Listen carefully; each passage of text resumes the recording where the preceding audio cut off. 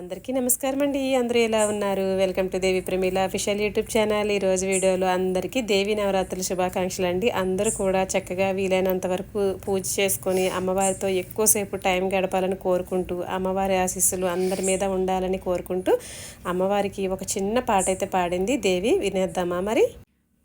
దుర్గాదేవి శాంభవి మాతా,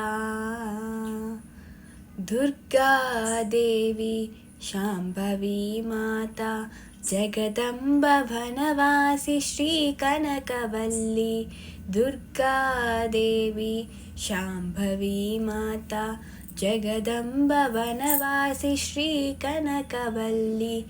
గిరిపై రమణీయవో పుష్పహారి, గిరిపై రమణీయవో పుష్పహారి, ఇంద్రకీలాద్రిపై వెలసిన దుర్గా, ఇంద్రకీలాద్రిపై వెలసిన దుర్గా. దుర్గాదేవి శాంభవి మాతా. కృష్ణా తీరాన వెల్గొన్న తల్లి, కష్టాలు మాపి కరుణించు తల్లి. కృష్ణా తీరాన వెల్గొన్న తల్లి, కష్టాలు మాపి కరుణించు తల్లి. భక్తజన కోటి బృందాలు నీకై,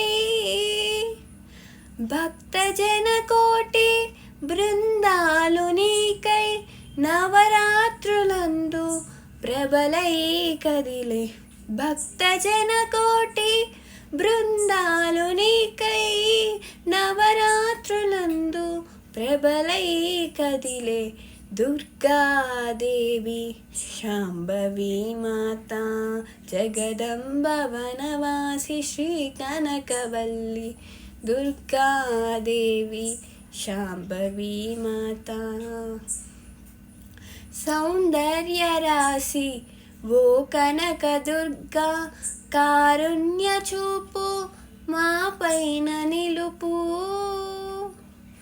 సౌందర్య రాశి ఓ కనక దుర్గా, కారుణ్య చూపు మా పైన నిలుపు అంటూ ఆ అమ్మవారికి 9 రోజులు కూడా భక్తి శ్రద్ధలతో చక్కగా అందరూ కూడా పూజ చేసుకోవాలి. తర్వాత అమ్మవారి ఆశీస్సులు అందరి మీద ఉండాలని కోరుకుంటూ ఇక నెక్స్ట్ వీడియోలో ఆ పూజా విధానం ఎలా చేసుకున్నాను అనేది మీకు వీడియోలో అప్లోడ్ చేస్తానండి. ఇక నైట్ అయితే జున్ను అయితే వండాను.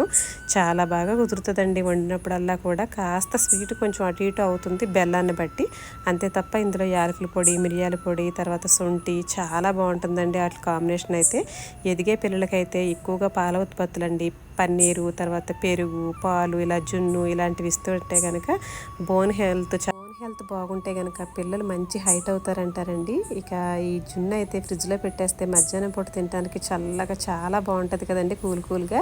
ఈ జున్ను వండే విధానాన్ని మన ఛానల్లో పెట్టాను, ఒకసారి అయితే ఆ వీడియో చూసేయండి వెళ్ళి. ఇక మన చెట్టు సీతాఫలకాయలండి, పెట్టెలు తినేగా ఉన్న కాయలండి ఇవి. ఇక ఎక్కువగా అయితే పెట్టెలే తింటాయండి చెట్లు. ఇవి పెద్ద పెద్ద కాయలు పైన ఉంటాయి కదా, అవన్నీ అవే తింటాయి. చిన్న చిన్న కాయలు మనం తెచ్చుకుంటూ ఉంటాము. ఈ వడ్లమూరి నారింజ చూసారు కదా, ఈ వడ్లమూరి నారింజ అండి లోపల పలుపులుగా తీయగా భలే ఉంటుంది. మన చెట్టు అయితే ఉంది, చూపిస్తాను మీకు మన తోటలో. ఈ బొంబాయి చట్నీ అనేది ఎంతమందికి తెలిసి చెప్పండి, కామెంట్ చేయండి ప్లీజ్. ఇక నా చిన్నప్పుడు అయితే మా అమ్మ చేసేవారు, చాలా బాగుండేదండి. అది ఇడ్లీ కాంబినేషను ఇంకా బాగుంటుందండి. నేను అప్పుడప్పుడు చేస్తూ ఉంటాను. పిల్లలు ఎక్కువగా ఇష్టపడరు కానీ మా ఇంట్లో అత్తయ్య, ఈయన, నేను ముగ్గురు తింటాము. చాలా బాగుంటుందండి ఈ ఇడ్లీ కాంబినేషన్లో.